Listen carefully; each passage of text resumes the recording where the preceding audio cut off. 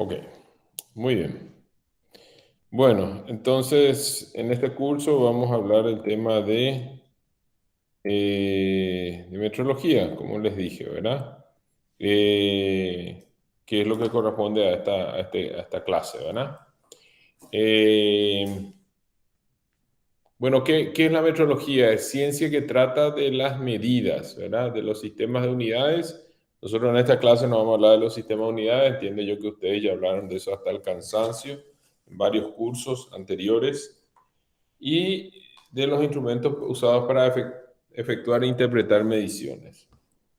Entonces, esta clase básicamente va a tratar de cómo tratar el tema de las mediciones y vamos a hablar un poquito también de las calibraciones, ¿verdad? Acá tenemos en pantalla algunos instrumentos, un micrómetro, una balanza, este se llama proyector de perfiles, tenemos un anemómetro, estos son bloques patrones, que son patrones de longitudes, pesas patrones, y este es un calibre que es para medir, hacer medidas dimensionales, ¿verdad? Entonces son una diversidad de instrumentos. Por supuesto que yo no pretendo que de este curso ustedes sepan ni los nombres ni la aplicación de los instrumentos, sino los conceptos básicos asociados a la metrología. Entonces, lo primero que vamos a hablar de metrología es que la metrología tiene tres ramas: la científica, la industrial y la legal. La científica habla de, digamos, tiene como tema los patrones nacionales, eh, y por lo tanto generalmente no es de interés, excepto un pequeño grupo de personas. Acá en Paraguay, los responsables de la metrología científica y los patrones nacionales, los que hay, los pocos que hay, es, digamos, el INTN, ¿no? Entonces, cada país generalmente tiene un instituto que guarda los patrones nacionales. En este caso, en Paraguay, el INTN. La metrología industrial, que es la que nos interesa más, es la que trata de las mediciones en la industria. No están reguladas, ¿verdad? Entonces, por ejemplo, si yo mido la temperatura de proceso de un producto, por ejemplo, de un producto de producción, eso no, en general, en la mayoría de los casos no está regulado. Excepcionalmente puede ser que alguna medición esté regulada para la industria, pero no es lo común. Y la metrología legal, que sí es el campo metrológico que está legislado y tiene que ver generalmente con las medidas que tienen que ver con cantidades de producto. Cuando yo compro un producto por peso, por ejemplo, ¿verdad? Entonces yo me voy al supermercado, agarro naranjas, peso las naranjas en una balanza y de acuerdo a eso me cobran, ¿verdad? Entonces, todo lo que es venta de productos por peso, pero no solo, eso no aplica solo a los productos a granel, sino aplica también a los productos que ya vienen prepesados, ¿verdad? O sea, por ejemplo, cuando uno compra una bolsa de arroz, esa bolsa de arroz o bolsa de azúcar o lo que sea, tiene un peso declarado. Y ahí estamos en el campo de la metrología legal. ¿Conocen algún otro campo donde podamos estar hablando de metrología legal, aparte de este que ya les acabo de mencionar? Hay un campo muy común que es el campo de los combustibles, ¿verdad? Cuando yo compro una cantidad de litros de combustible, espero que el combustible o que lo que me vendan sea la cantidad justa, ¿verdad? En este caso, estoy midiendo volumen. Así que volumen y masa son los dos ejemplos más habituales de lo que es la metrología legal. Pero ojo, no solo eso, ¿verdad? Hay muchos otros ejemplos, no sé, por ejemplo, en la ley exige la medición de la temperatura de trabajo, de los niveles de luminosidad de los puestos de trabajo, campo de la salud y seguridad, y ahí estamos hablando también de metrología legal porque eso está legislado. Entonces, el campo de la metrología industrial sería la metrología no legislada y, para simplificar, y la metrología legal sería el campo de la metrología que sí está legislada. Bueno, la metrología se aplica en muchos campos. A nosotros los ingenieros generalmente nos interesa prioritariamente el campo de producción y calidad. Entonces, si yo mido el diámetro de un perno, la longitud de un tornillo, el peso de una botella de plástico, el diámetro de una rosca, no sé, la concentración de un producto químico, mido no sé, el peso de un producto, Todos esos son campos de producción, o sea, la humedad de una muestra. Esas son aplicaciones de metrología industrial que tienen que ver con el tema de calidad. Pero también la metrología se aplica en el comercio, por ejemplo, cuando mide la cantidad de un producto. Se aplica en la investigación, por ejemplo, cuando mido un fenómeno físico para hacer una investigación o un proceso. Yo en mi tesis de maestría hice una investigación sobre la influencia del tratamiento térmico en la fragilización de los aceros inoxidables. Entonces ahí, bueno, básicamente hice tratamientos térmicos con distintas temperaturas y ahí estaba en el campo de la investigación. ¿Eh? Entonces es digamos, un ejemplo de investigación, ¿verdad? Porque mido para determinar la magnitud de un fenómeno físico con fines de investigación. En el campo de la medicina, que hay infinidades de mediciones metrológicas, de medir el peso de una persona o la estatura de una persona, hasta medir sus niveles de hemoglobina, colesterol, triglicéridos, etcétera. Son todas mediciones. ¿Eh? En el campo ambiental, cuando mido, por ejemplo, la cantidad de contaminantes que hay en una muestra de agua, concentración de un contaminante en atmosférico, estoy haciendo metrología ambiental. Y el último campo que está mencionado acá, que no es estos no son los únicos campos de la metrología, probablemente vamos a encontrar otros campos, a mí no se me ocurre ninguno otro que sea esto, pero seguramente vamos a encontrar otros campos, sería el campo de la salud y seguridad ocupacional. Por ejemplo, cuando mido el nivel de ruido ambiental en el interior de un lugar de trabajo, estoy en el campo de salud y seguridad. Vamos a hacer algunas preguntas para ver si se entendió. Voy a poner un ejemplo y ustedes me dicen en qué campo estoy. A todos les voy a preguntar. Atentos para abrir su micrófono, por favor. Entonces, o si quieren, no tienen micrófono, me contestan en el chat. Utilizo un instrumento para medir la concentración de monóxido de carbono en las emisiones de una caldera, emisiones al ambiente, al aire de una caldera. Sol, ¿en qué campo estoy de la metrología?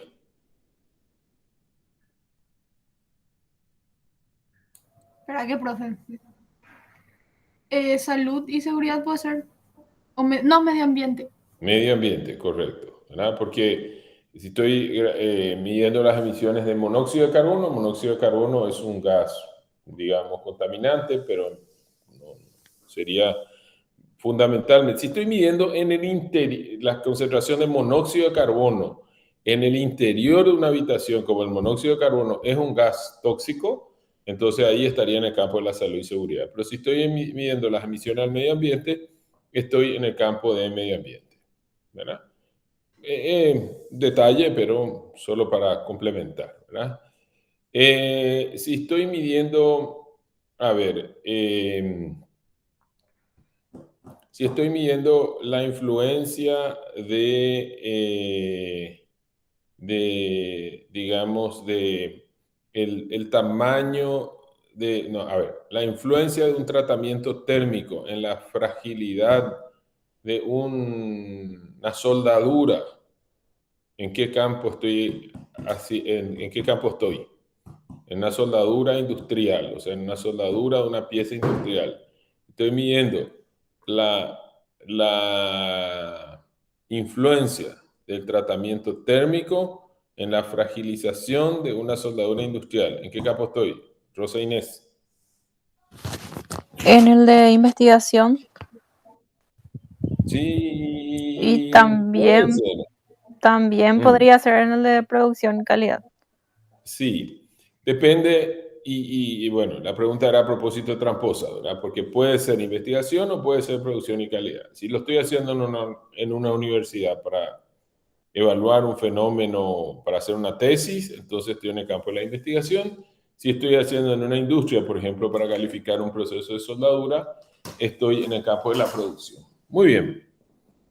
Perfecto. Si estoy midiendo la concentración de un herbicida, un herbicida muy conocido es el famoso glifosato, muy discutido también, por cierto, pero acá no nos vamos a poner a discutir los temas, las posibles consecuencias ambientales y para la salud y seguridad de las personas. Simplemente voy a decir, nosotros vendemos un herbicida, glifosato, y yo en la etiqueta puse que el glifosato tiene 40% de concentración, o sea que el glifosato que yo vendo tiene 40% de concentración de glifosato puro en la solución de glifosato que yo vendo. ¿En qué campo de la metrología estoy, Fabricio? Sí, uso un elemento para medir la concentración del glifosato. Y puede ser producción o calidad o comercial, o de comercio. Correcto.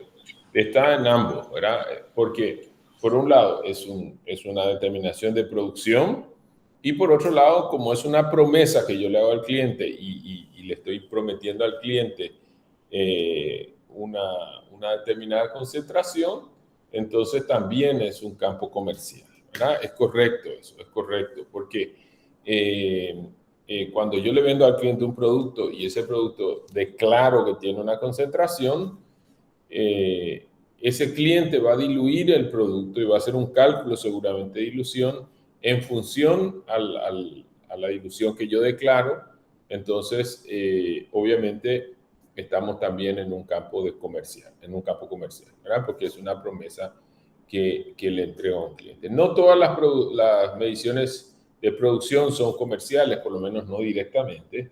Entonces, por ejemplo, si yo mido la presión de una línea de producción de gaseosas para ver que se fabrique la gaseosa con una buena calidad, eso no es una medición directa de la calidad del producto, sino es una medición de proceso.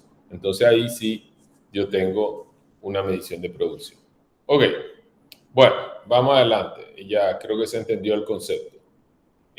También tenemos campos técnicos de la metrología y ahí tengo varios campos, si hay varios campos, posibles campos de la metrología. Metrología dimensional, que se refiere a mediciones de largo, anchos, espesores, también tiene que ver con mediciones de forma, circularidad, planicidad, rectitud, linealidad, ángulo. Todo eso entra dentro del campo de la metrología dimensional.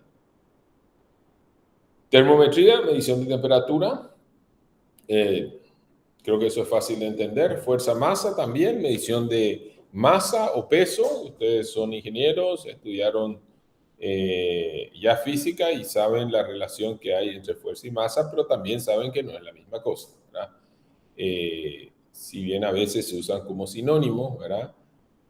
Pero no son la misma cosa, ¿verdad? Pero hay algunos aparatos que miden fuerza, como ser, por ejemplo, una romana o balanza de resortes, y hay algunos aparatos que miden masa, como ser, por ejemplo, una balanza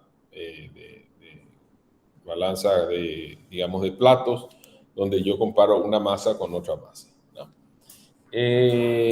Presión, el aparato que mide presión normalmente se llama manómetro o un presóstato o digamos, un manómetro puede ser electrónico también. Electricidad y magnetismo, ahí estamos hablando de medir cosas como voltaje, amperaje, etcétera. El campo de la metrología química, donde, por ejemplo, en el ejemplo que les di anteriormente, determinación de la concentración de glifosato, ahí tenemos todos unos aparatos de metrología química que normalmente nosotros los ingenieros industriales, bueno, yo soy electromecánico, no manejamos ese tipo de metrología, estamos hablando del campo generalmente de los ingenieros químicos, los analistas de químicos, ¿verdad? Eso no quiere decir que ustedes no puedan aprenderlo también, ¿verdad? Pero normalmente dejamos eso en el campo de los químicos. Metrologías relativas a telecomunicaciones. Ahora hay una serie de cuestiones que tienen que ver con la telecomunicación, por ejemplo, intensidades de señal, frecuencias de señales, por ejemplo, la pérdida de señal que se hace en una línea fibra óptica, que se puede medir la pérdida de señal en una fibra óptica. Son todas medidas relacionadas con el mundo de las telecomunicaciones. Nuevamente, esto generalmente está en el campo de un ingeniero de telecomunicaciones, un ingeniero electrónico, ¿verdad? Las mediciones relacionadas con la telecomunicación. Generalmente vamos a estar hablando de unidades como hertz, como decibeles de pérdida de señales, etc. Después tenemos las medidas de acústica. Esto tiene que ver con las ondas acústicas, ruido o sonido, ¿verdad? Entonces acá el instrumento típico es el sonómetro, que también es conocido como decibelímetro. Un campo muy conocido de la acústica es, por ejemplo, la medición de niveles de ruido en los sitios de trabajo, ¿verdad? Y tiene que ver con salud y seguridad. Difícil que una medición acústica tenga que ver con calidad, salvo que sea un fabricante de instrumentos, digamos, musicales o algo así, que yo no sé si ahí se hacen mediciones realmente, pero podría ser. Tiempo y frecuencia tiene que ver con la medición de tiempo, ¿verdad? Que es crítica para muchos ensayos. Por ejemplo, un ensayo de determinación de humedad generalmente se hace con tiempos cuidadosamente medidos. Fotometría, radiometría, un ejemplo ahí sería la medición de niveles del lux o luxes, que son los niveles de iluminación, tienen que ver también con salud y seguridad, a veces con calidad. Para medición de nivel de iluminación, por ejemplo, en un sitio de trabajo. Radiometría tiene que ver con los niveles de radiación. Ahí tenemos, por ejemplo, los contadores Geiger, los dosímetros, que tienen que ver generalmente también con salud y seguridad de las personas que están expuestas a algún tipo, ocupacionalmente expuestas, potencialmente expuestas, lo que queremos es que no estén expuestas, ¿verdad? Pero potencialmente expuestas a algún tipo de radiación. Después tenemos la metrología aplicada a la medicina, de la cual ya hablamos, y el tema de la microbiología, por ejemplo, que hablamos de la microbiología médica, donde, por ejemplo, se determina si alguien tiene una bacteria, por ejemplo, en el cuerpo, o microbiología de alimentos, para ver si el alimento o un alimento está contaminado con algún microorganismo específico. Salmonella, E. coli, listeria, etcétera, etcétera, ¿verdad? También son ensayos que se hacen en el campo de la microbiología de alimentos. Bueno, entonces, para que vean ustedes, el campo de la metrología es súper variado y es más, hay gente que se dedica solamente a un campo. Por ejemplo, o sea, en la ANDE yo conocí un técnico, no recuerdo cómo se llamaba, que ya se habrá jubilado en la época en que yo estaba haciendo mi tesis, ya hace 30 años, que él era el encargado del laboratorio eléctrico de la ANDE y él hacía metrología eléctrica, solamente metrología eléctrica, ¿verdad? Entonces,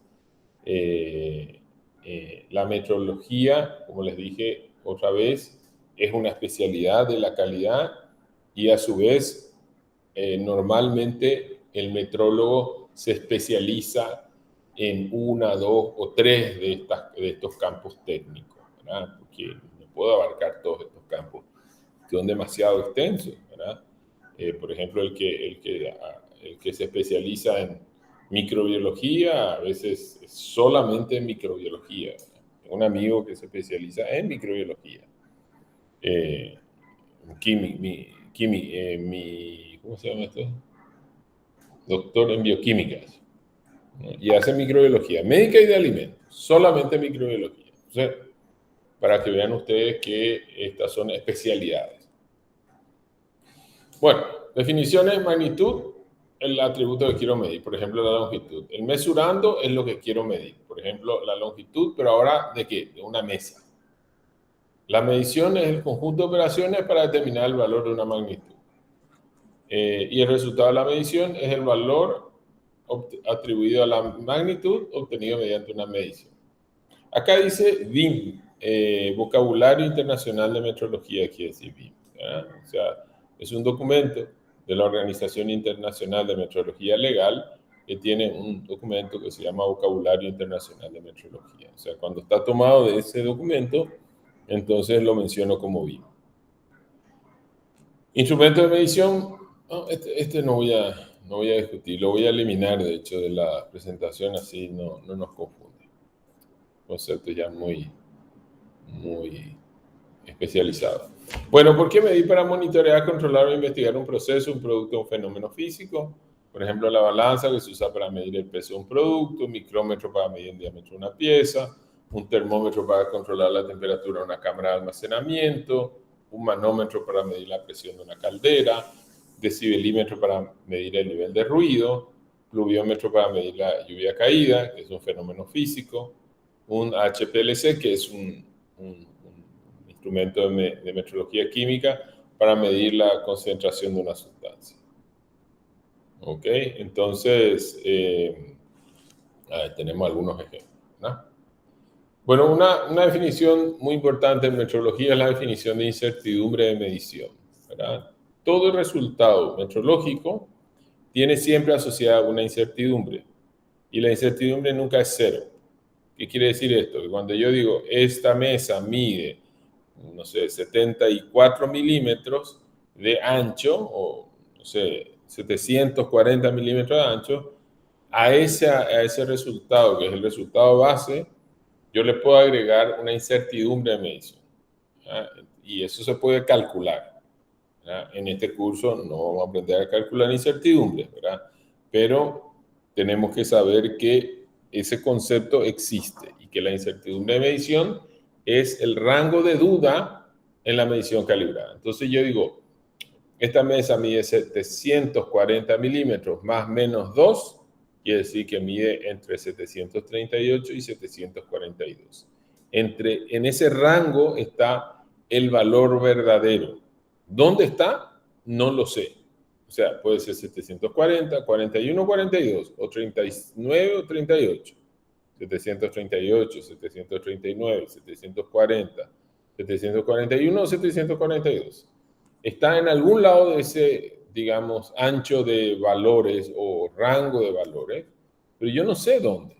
Entonces, normalmente esa incertidumbre se caracteriza con un más menos. 740 más menos 2. ¿Ok? Entonces, eso es el concepto de incertidumbre de medición. Y esa incertidumbre se puede calcular. Uno de los componentes de la incertidumbre está en el certificado de calibración. Ojo, la incertidumbre de una medición es siempre superior a la incertidumbre de una calibración. Pero un valor de orientación nos da el valor del certificado de calibración. Bueno, siempre es interesante saber cómo funciona el equipo de medición, porque hay que saber que ninguna medición es magia. Todo equipo de medición se basa en una comparación directa o en un fenómeno físico.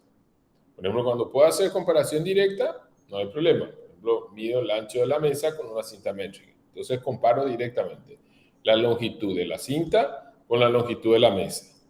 Ahí hay una comparación directa, ¿verdad? Generalmente en metrología dimensional hay comparaciones directas, ¿verdad? Pero en muchos casos se utiliza un fenómeno físico asociado a esa magnitud que quiero medir. Uno de los más comunes, por ejemplo, es el fenómeno de la dilatación. Ustedes saben que cuando yo le aplico una temperatura a un cuerpo, ese cuerpo se dilata, ¿verdad? O sea, aumenta su longitud. Y yo puedo usar la dilatación de un cuerpo para medir la temperatura de otro cuerpo. Entonces, el ejemplo más clásico es el famoso termómetro de mercurio, ¿verdad? O termómetro también se usa de alcohol, ¿verdad? Donde yo introduzco el cuerpo en el líquido, por ejemplo, que quiero medir, y el mercurio adquiere la temperatura digamos, de lo que quiero medir y se dilata, y ahí entonces yo en un tubo, que es un tubo muy fino, puedo medir la temperatura. Lo que estoy viendo realmente no es la temperatura. La temperatura no se puede medir, no hay ningún aparato que mida temperatura por comparación directa. Todos utilizan algún fenómeno físico. Otro ejemplo que se usa, por ejemplo, para medir la temperatura, es la variación de resistencia de una resistencia. Entonces ustedes habrán seguramente leído en física 1 o en física 3, no sé cuánto sea eso, pero en física, en electricidad, cuando dan electricidad, que una resistencia varía con la temperatura. Entonces, a mayor temperatura, generalmente la resistencia baja. Entonces, si yo tengo una mayor temperatura, le aplico un voltaje constante, por ejemplo, a un circuito, la resistencia baja y por lo tanto la corriente eléctrica es mayor. Entonces, si yo tengo, nuevamente la resistencia eléctrica no se puede medir directamente, pero lo que sí puedo medir es la corriente eléctrica o el voltaje. Ambos se pueden medir. Entonces, yo realmente aplico una resistencia en un lugar donde quiero medir la temperatura, aplico un voltaje conocido y de acuerdo al amperaje que obtengo, yo puedo saber el nivel de resistencia. Y de la resistencia puedo saber la temperatura. Entonces, es una medición indirecta, pero es una medición muy común, en la mayoría de los termómetros digitales de temperaturas bajas se usa una resistencia, una termoresistencia, ¿verdad? O sea, es una resistencia variable térmicamente. Entonces, otro ejemplo de fenómeno físico que se usa para la temperatura. Y hay muchos, ¿verdad? Hay muchos. Uno de mis favoritos de la actualidad es cuando, no sé si alguno de ustedes se autotorturó, alguno de ustedes se autotorturó yendo a un nutricionista, por ejemplo, para bajar de peso. No les voy a pedir que me confiesen eso, ¿verdad? Pero los nutricionistas miden el porcentaje de grasa del cuerpo. ¿Y cómo miden? Generalmente lo miden con una balanza, donde uno pone uno de los pies, o sea, los dos pies sobre unas planchas de metal, ¿verdad? Y la balanza te indica el peso y el porcentaje de grasa corporal. Y ese porcentaje de grasa corporal se mide por conductividad, porque la conductividad de la grasa es distinta a la conductividad del músculo. Entonces, lo que realmente hace la balanza es medir la conductividad de tu cuerpo. O sea, usa tu cuerpo como un conductor, hace pasar una corriente eléctrica y mide, no sé si mide el amperaje, o sea, la corriente eléctrica, amperaje o el voltaje, pero de acuerdo y eso mete en una computadora y de acuerdo a la conductividad del músculo, la conductividad de la grasa, te dice, bueno, tu porcentaje de grasa es X.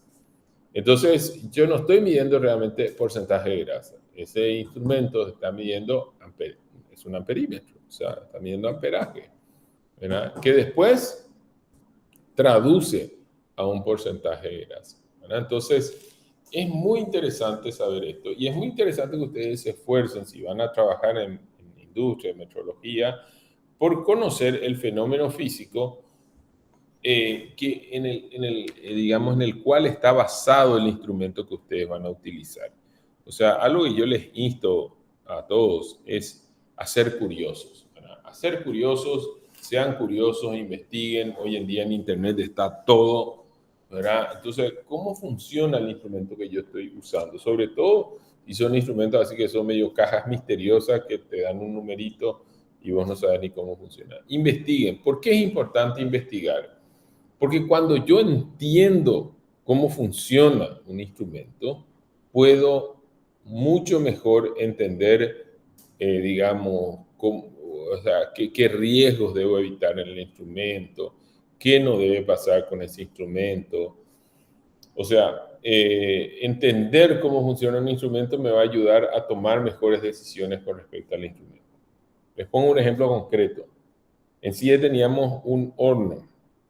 Ese horno se usaba para hacer tratamiento térmico de piezas, ¿verdad?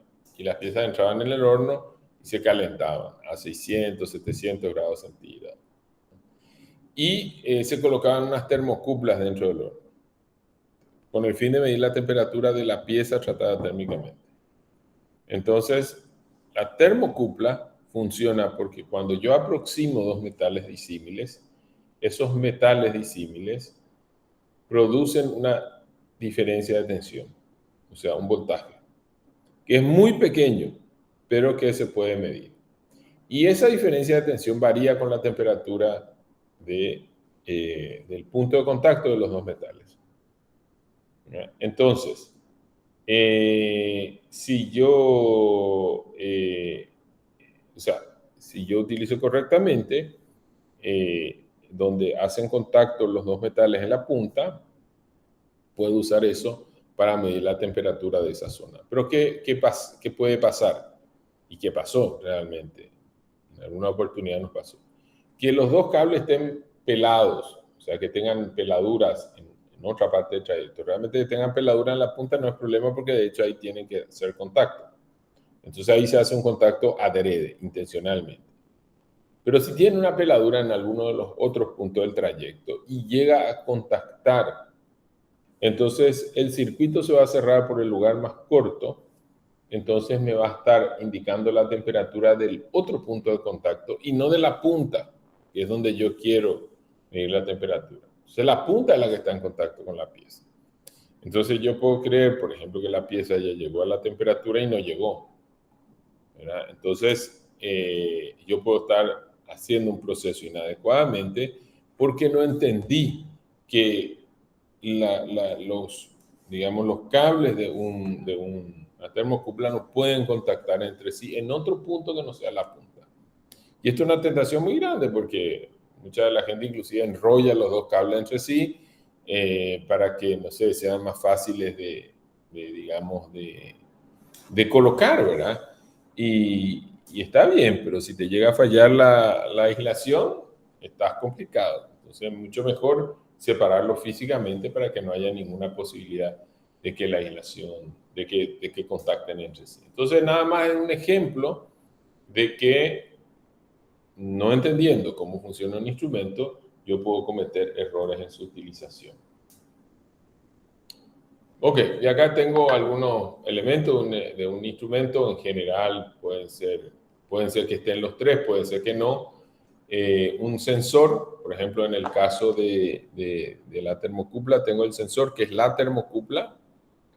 Una unidad de tratamiento de señales, como la termocupla tiene un voltaje muy, muy pequeñito, tengo un amplificador, por ejemplo, que me amplifica la señal y después me muestra en un aparatito. Entonces yo lo que veo es un aparato que me dice 650 grados centígrados y tengo que entender que eso es una traducción de un determinado microvoltaje que se está generando allá en la punta de la termocupla. Entonces tengo el sensor, que es la termocupla, la unidad de tratamiento de señales, que en este caso es un amplificador, puede ser un integrador, y el dispositivo mostrador. ¿En qué caso, por ejemplo, tengo un integrador? Tengo un integrador, por ejemplo, en sus casas ustedes tienen un dispositivo que es integrador. Cuando ustedes usan la energía eléctrica en sus casas, hay un medidor ahí afuera que es un integrador, porque ese va acumulando energía, o sea, acumulando el consumo de energía eléctrica y lo que muestra es la cantidad de consumo en kilowatt hora, pero es el consumo acumulado. Entonces, ese es un dispositivo que no te indica un valor instantáneo, te está indicando un valor acumulativo. Y ese concepto es el concepto de un integrador. Hay otros integradores también, ¿verdad? Pero voy a referirme a ese que es un ejemplo común. Bueno, la escala de un instrumento de medición es el conjunto de trazos. Por ejemplo, acá tengo de 0 a 5. Acá tengo de menos 40 a 50 grados centígrados. Esa es la escala. Y algunas características importantes de un instrumento, el rango de indicación, que es el rango de la escala completa, fíjense, de 0 a 5 en este caso, o de menos 40 a 40. El rango de medición, que a veces en algunos instrumentos no se puede usar toda la escala, se puede usar solamente, digamos, por ejemplo, hay que eliminar los valores extremos de la escala, los valores muy pequeños o muy grandes. Entonces, en estos casos, se dice que el instrumento tiene un rango de medición que es normalmente, o sea, puede ser todo el valor de la escala o un valor inferior al valor de la escala. Les voy a poner un ejemplo que es interesante, de un instrumento que tiene un rango de medición inferior al rango de escala, que es la romana. La romana es el aparatito ese que usan para medir frutilla. No sé si alguna vez fue un vendedor de frutilla a su casa, tocó el timbre, le dice, patrón, te mido, te vendo, ¿a cuánto tu frutilla? 25.000 el kilo. Bueno, listo. Te mide ahí supuestamente 1 kilo. En realidad, esa romana es un instrumento que no se debe usar en valores muy bajos o muy altos del rango de escala. ¿Y alguien sabe cuánto es la escala típica de una romana? ¿Cuánto mide el fondo de escala? ¿De cuánto es la escala de una romana? De las que se usan en las casas o se usan los vendedores para venderte frutilla. ¿Alguien sabe? ¿Alguien vio? ¿Alguien se fijó? Mauricio, Arnaldo, Sol, No, profe. nadie, nunca. Bueno, normalmente de 0 a 10 kilos. O sea, tiene un fondo de 10 kilos. Y normalmente en las casas se compra ¿cuánto? 1 o 2 kilos de frutilla, ¿cierto? Si se compra 2 ya es mucho. Entonces, estamos usando una romana de 0 a 10 para medir 1 kilo. Eso es absolutamente inadecuado. No es un instrumento adecuado porque está fuera de su rango de medición. O sea, la romana tiene la característica de que en los primeros 2 kilos, más o menos, de un rango de 10, más o menos 20% de la escala, no tiene buena precisión. Entonces ahí eso sabe muy bien el frutillero y usa para venderle 800 gramos por el valor de 1000 gramos, ¿verdad? O sea, no tiene una buena, digamos, tiene un error muy elevado en los rangos bajos de la escala. Y ese es el concepto de rango de medición. Instrumentos específicos que no se pueden usar en toda la escala. Ojo, ¿cómo puedo yo saber? Y bueno, una de dos, o conozco el instrumento, ¿verdad? Esto aplica, por ejemplo, a manómetros analógicos, algunos tipos de medidores de fuerza, de tipo dinamómetros. La romana es un medidor de fuerza, no es un medidor de masa. Ahí hay otro problema, pero eso es un problema para la gente que está en la altura, ¿verdad? En la altura, 1 kilo de fuerza no vale 1 kilo de masa. Nosotros que estamos sobre el nivel del mar no tenemos problema. A nivel del mar, 300 metros sobre el nivel del mar. Paraguay es un país de una digamos, altura sobre el nivel del mar muy baja, ¿verdad? Entonces, ya no hay problema. Pero ese problema puede ser en países como, no sé, Bolivia, La Paz, ¿verdad? Ese tipo de cosas. Bueno, incremento digital, valor de la visión de escala es la parte entre los dos trazos consecutivos. Incremento digital es lo mismo, pero para instrumentos digitales. Ojo, el valor de la división o el incremento digital tiene mucha importancia en la resolución del instrumento y por lo tanto en la incertidumbre del instrumento, porque la resolución es uno de los componentes de la incertidumbre y muchas veces el componente más grande. Entonces, un instrumento que tiene un valor de división de escala, o sea, está dividido en pedazos más pequeños, digamos, generalmente tiene una menor resolución, o podríamos decir una mayor resolución, o una resolución que es un número más pequeño. Dice mayor resolución, pero realmente el número es más pequeño. Entonces, por ejemplo, una balanza que mida la centésima de gramo tiene mayor resolución que una que mida la décima de gramo o que una que mida el gramo o que una que mida el kilo. Ahora, generalmente, digamos, por ejemplo, en el caso de las balanzas, la resolución va a estar asociada también con el rango de escala, ¿no? O sea, una balanza, por ejemplo, que mida, balanza para medir camiones que tiene 20 toneladas de fondo de escala, otra 40 toneladas de fondo de escala, no va a tener una resolución de gramo, va a tener a lo mejor una resolución de 5 en 5 kilos, 10 en 10 kilos, una cosa así. Entonces, están ahí asociados el incremento digital o valor de división al rango de la escala. Muy bien. Como les digo, el tema de la resolución es importante porque si el instrumento ya no tiene buena resolución, ya a veces no me sirve para hacer las mediciones. Por ejemplo, yo alguna vez en una empresa que fabrica bolsas de plástico y que tenía una tolerancia de 10, creo que era el espesor era, no recuerdo exactamente, pero era algo así como 30 micrones más menos 10, una cosa así. 30 micrones más menos 15, algo así. Quiere decir que el espesor de la bolsa de plástico puede estar entre, vamos a suponer que sea más o menos 10, puede estar entre 20 a 40 micrones, ¿verdad? 30 más menos 10, desde 20 hasta 40 micras, micrones, lo mismo, milésimas de milímetro, ¿ok?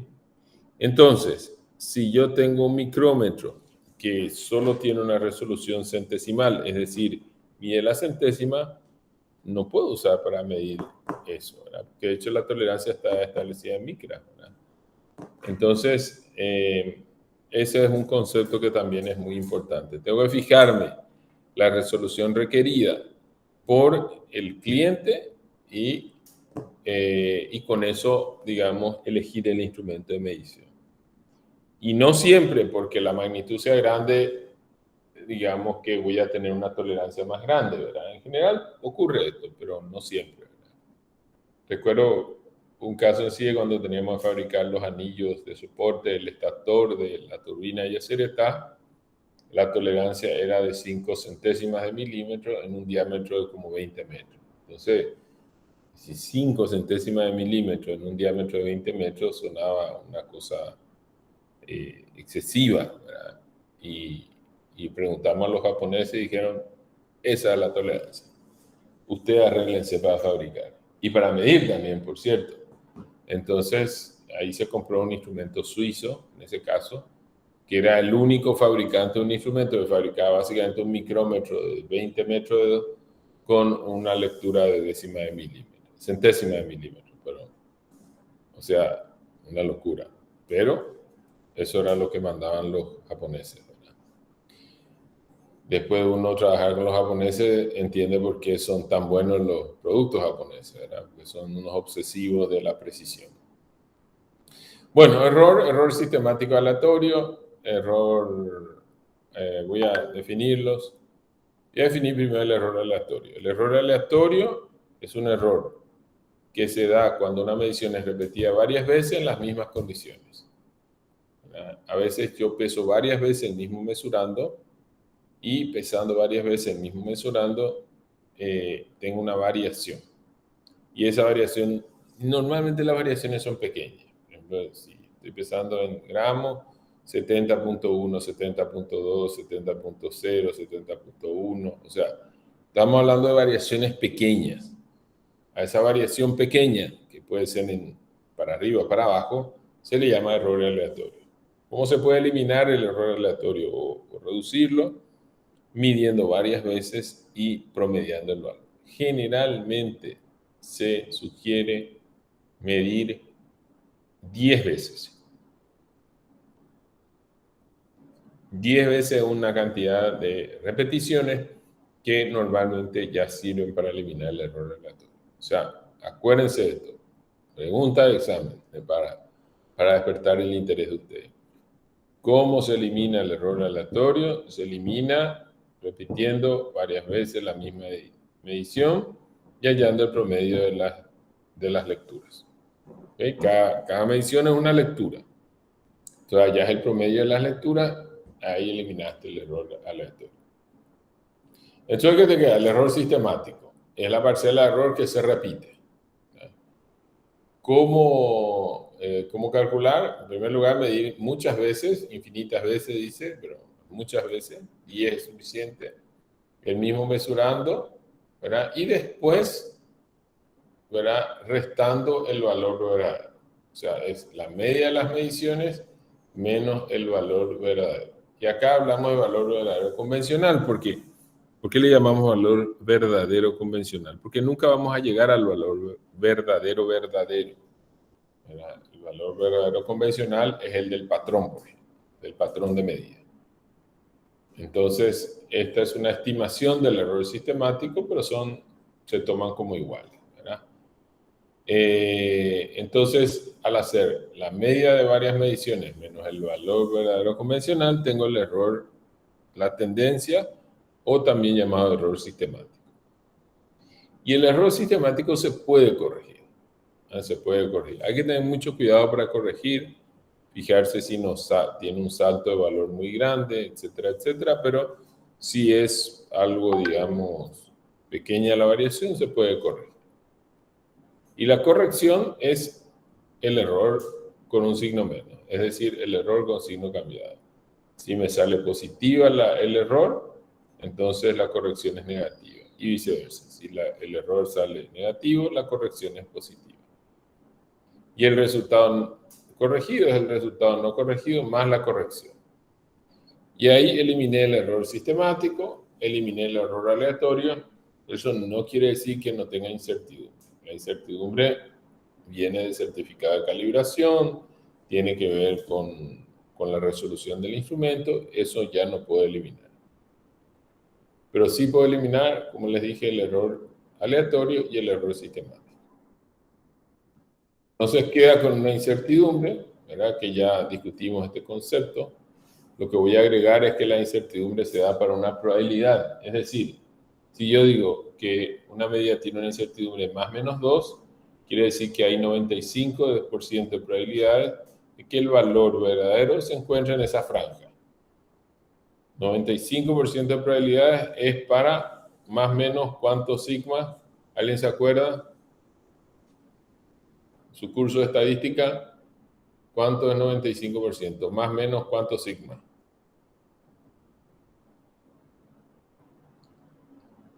¿Nadie se acuerda? Curva normal. Sigma sobre 2. Hola, no sé, profe. Sí, 2 sigma. Más o menos 2 sigma. No es sigma sobre 2, es 2 sigma.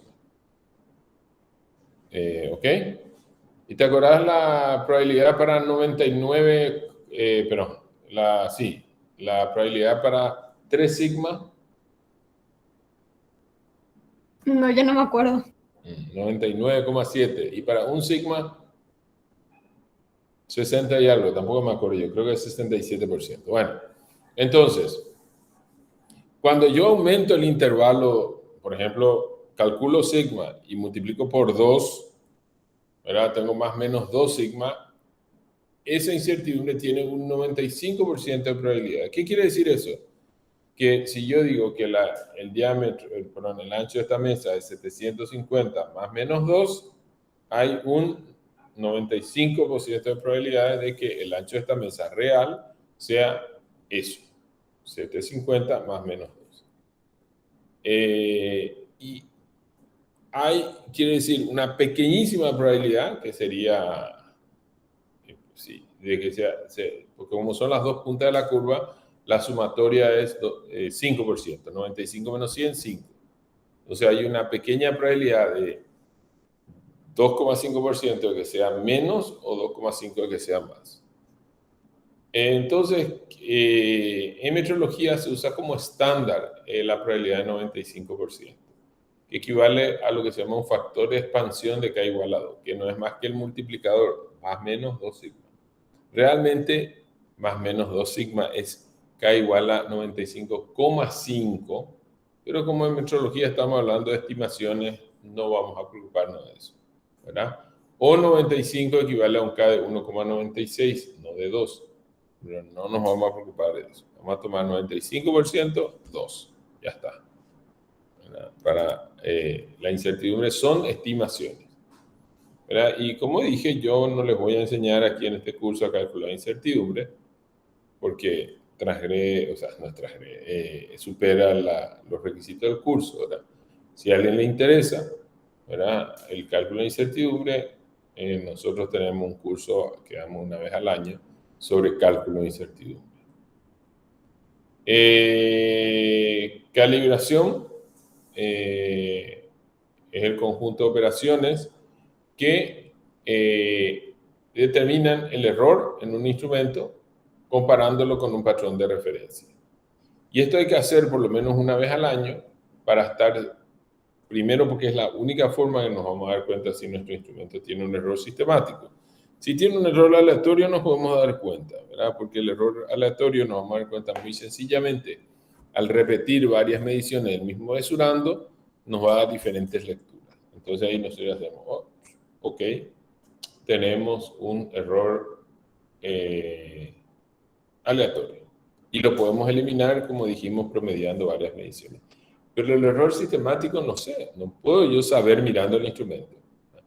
Yo necesariamente tengo que mandar a calibrar el instrumento o calibrar internamente, porque eso también se puede hacer dentro de la empresa. Tengo un laboratorio de calibración que no hace falta que sea demasiado costoso y hago yo internamente las calibraciones de mis propios instrumentos. Se puede hacer, ¿verdad? Pero hay que hacer periódicamente la comparación del instrumento contra un patrón.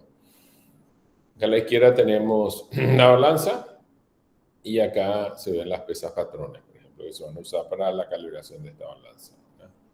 Y acá tenemos un calibre, está usando un juego de patrones acá, que son patrones para calibración de calibre, ¿verdad?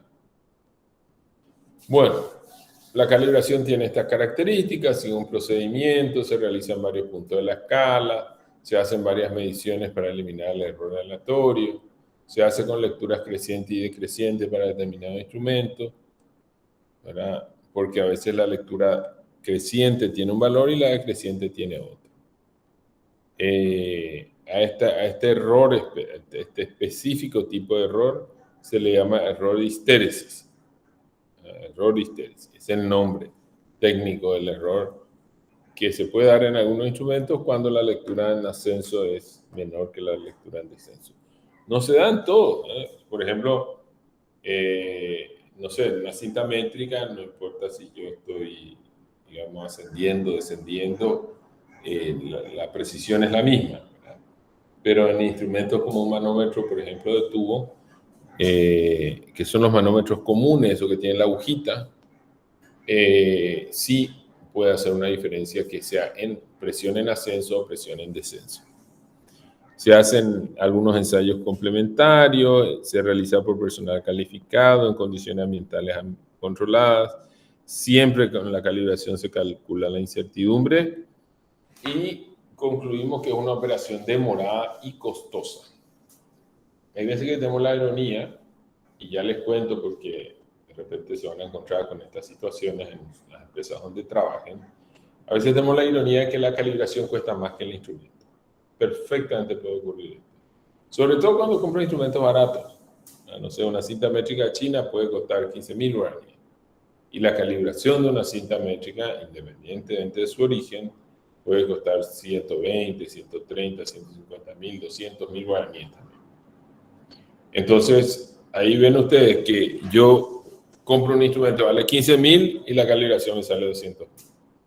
Perfecto, ocurre con frecuencia.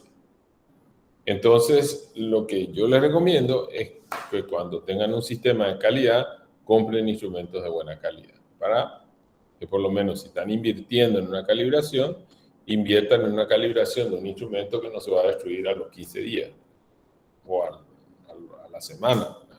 Si yo le entrego a una persona un instrumento, digamos, y no le entreno en el cuidado del instrumento, a lo mejor a las 2 semanas rompió el instrumento. Entonces, hay que tener en cuenta este aspecto para de comprar instrumentos de buena calidad.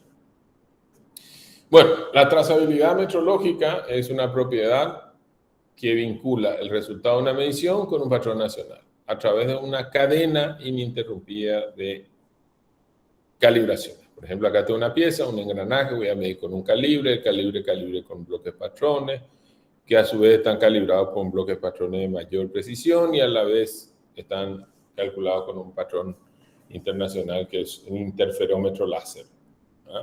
Ustedes no se preocupen del nombre del patrón ni del funcionamiento técnico del mismo, simplemente entiendan que tiene que haber una trazabilidad hasta un patrón nacional, porque la norma pide eso. Bueno, y este es un concepto muy importante también que les quiero dar, porque suelo ver que los ingenieros no manejan este concepto en la práctica, en la industria. Y es la elección del instrumento, que a la vez determina, también este mismo criterio determina el criterio de aceptación del instrumento. ¿Cómo se selecciona un instrumento? En primer lugar, ¿cómo se selecciona la precisión de un instrumento, podríamos decir? Por ejemplo, para hacer esta medición necesito comprar un calibre, un micrómetro. Para hacer este peso necesito comprar una balanza electrónica, de qué calidad, de qué precio, etc. Bueno, se tiene que seguir este itinerario. En primer lugar, tengo que establecer qué medir, obviamente. ¿Y cuál es, y muy importante, el criterio de aceptación? Entonces tengo que considerar el rango de aceptación del atributo a medir. Por ejemplo, una temperatura en una cámara frigorífica de 0 a 5 grados. De 0 a 5 grados, quiere decir, la temperatura mínima es 0, la máxima es 5. ¿Cuál es el rango de esa medición? 0 a 5, el rango es 5. Me siguen hasta ahí, ¿verdad? Y tengo que elegir un instrumento cuyo error e incertidumbre valgan entre 1,10 y 1,5 del rango. En caso extremo puedo usar 1/3, pero olvídense del 1/3. Vamos a quedarnos con entre 1/10 y 1/5. Entonces, vamos a tomar el 1/5, que es el valor más común. Entonces, en este caso, tengo una temperatura de 0 a 5, ¿verdad? Y quiero usar un termómetro con un error máximo de 0,5 y una incertidumbre de 95% de 0,5. Fíjense, el error es 0,5 y la incertidumbre es 0,5. ¿Verdad? A ver, no, voy a rebobinar acá. La temperatura de 0 a 5, el rango es 5, y voy a usar un instrumento que esté en 1/5 del rango. Entonces, 5 dividido 5, o sea, 5 dividido 5 es Entre 1 y 10 usó, profe. Claro, 1 grado, ¿verdad? Ese es 1/5, y 1/10 es 0,5. ¿Ok? Entonces, Sí. el error tiene que estar entre 0,5, es lo ideal, hasta 1 grado. Puede ser el error. ¿Se entiende? El error y la incertidumbre, ambos. Entre 0,5 y 1 grado. Segundo ejemplo, un espesor de un film de plástico que vale 50 micras, más o menos 10. O sea, ¿cuánto es? 40 a 60. Entre 40 y 60, ¿sí? Ese es el rango. O sea, el rango total de más o menos 10 es 20. 20 micras o 0,2 milímetros. Se podría usar un termómetro, un micrómetro centesimal con un error de 0,01, una incertidumbre de más o menos 0,01. La respuesta es no. ¿Por qué? ¿Verdad? Porque tiene que ser por lo menos 1/5 de esto, y 1/5 de 0,02 es 0,004. Y eso es superior a esto. Entonces, este instrumento no sirve para medir esto. Entonces, a ver, sintetizando, el error máximo y la incertidumbre máxima del instrumento tienen que ser idealmente 1/10 y como mínimo 1/5 del rango de tolerancia. Entonces, fíjense que lo que determina el instrumento es el rango de tolerancia. O sea, ¿qué es lo que yo voy a medir? Como les decía, en esta pieza que fabricamos para Yacer está 19 metros tenía de ancho, pero me pedía un rango de tolerancia de más o menos 5 centésimas de milímetro. Entonces, obviamente, si hablo de más o menos 5 centésimas, hablo de un rango total de 10 centésimas. El instrumento que yo mida, un décimo de 10 es 1. El instrumento que yo elija tiene que tener idealmente un error máximo y una incertidumbre máxima de 1 centésima en 19 metros. Obviamente no puedo usar cualquier instrumento para hacer esa medición. Ahora, si el error fuese, digamos, por ejemplo, más o menos 5 milímetros, a lo mejor esos mismos 19 metros los puedo medir con una cinta métrica, ¿verdad? Entonces, la calidad, la precisión y el costo, porque finalmente tiene que ver con el costo, ese instrumento suizo que se compró, que hasta ahora existe en sí. Ahora ya se usa un instrumento láser para hacer ese mismo tipo de mediciones, pero el instrumento mecánico está todavía ahí en sí. Un instrumento suizo que costó algo así como, si no me equivoco, $10.000. El instrumento. Pero es que los niveles de tolerancia eran brutales, ¿verdad? Entonces, necesariamente, al ajustar la tolerancia, sube la demanda sobre el instrumento, o sea, menor es el error admisible y más caro el instrumento que tengo que comprar para hacer esa medición. Así de simple. Tengo que comprar un instrumento más caro para medir los mismos 19 metros. Que esos 19 metros puedo medirlo con una cinta métrica, puedo medirlo con un calibre, puedo medirlo con un micrómetro centesimal o, en este caso, era un micrómetro centesimal, pero especial por los niveles de precisión requeridos. ¿Se entiende? Entonces, ¿por qué digo esto? ¿Por qué es importante esto? Y porque esto también determina si el instrumento es apto o no es apto cuando yo recibo un certificado del instrumento. Y eso no depende del fabricante del instrumento, no depende de la empresa que me hace la calibración, depende de la aplicación que yo le doy al instrumento. Y les digo esto también porque muchísimas veces he encontrado que mando a calibrar yo un instrumento y el calibrador, antes el INTN hacía esto, hoy ya ha corregido ese error, por suerte. El calibrador me dice, este instrumento está dentro del rango, o no está. O sea, sus errores son admisibles o no admisibles. O me dice, aprobado o rechazado. La empresa que me hace la calibración no tiene ni idea para qué yo voy a usar el instrumento. Entonces, ¿cómo ellos me van a decir si está aprobado o rechazado? Yo tengo que decir si está aprobado o rechazado, ¿se entiende? De acuerdo a la aplicación que le doy al instrumento, que tiene que ver con las tolerancias de la pieza que voy a medir con el instrumento. Entonces, nadie de afuera me puede decir si el instrumento tiene un error admisible o no. Perfectamente puede ser que el instrumento esté fuera del rango que establece el fabricante, pero que esté dentro del rango para mi uso. O viceversa, que esté dentro del rango del fabricante, pero fuera del rango para mi uso. Bueno, ¿qué instrumentos tengo que calibrar? Los que se utilizan para medir la calidad del producto, los que se utilizan para medir parámetros de procesos especiales, por ejemplo, soldadura, los que se usan para medir parámetros de procesos críticos, cuyas consecuencias ya no serán inspeccionadas, por ejemplo, un termómetro para medir la temperatura de los camiones de reparto de carne. Si yo reparto carne y la carne se calienta, eso es crítico para el producto y yo ya no voy a volver a darme cuenta de eso posteriormente. Y finalmente, los que se utilizan para medir parámetros de procesos críticos para inocuidad del alimento. Por ejemplo, para medir la temperatura, un pasteurizador. Entonces, esos son los instrumentos que tengo que calibrar. Pero yo puedo tener otros instrumentos en la empresa que nos usan para estas categorías y esos no necesitan estar calibrados. Puedo calibrar. De hecho, hay empresas que calibran todo su instrumento, pero no es necesario. Bueno, y con esto terminamos la presentación y, digamos, terminamos la clase de hoy.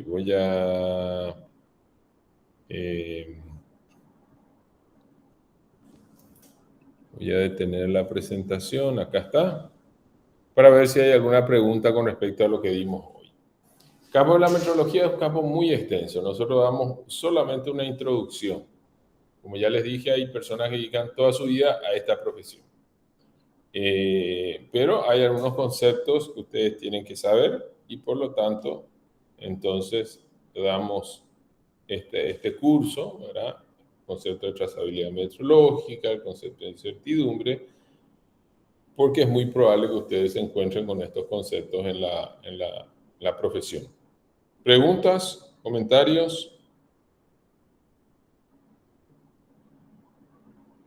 Bueno, la clase quedará grabada. Voy a subir. Yo tengo que subir también la clase de la semana pasada, que no subí todavía. Ya la subiré. Y si tienen algún comentario, me lo hacen saber oportunamente. ¿Ok? Buenas noches entonces para todos. Gracias, profe. Gracias, profe. Nos vemos.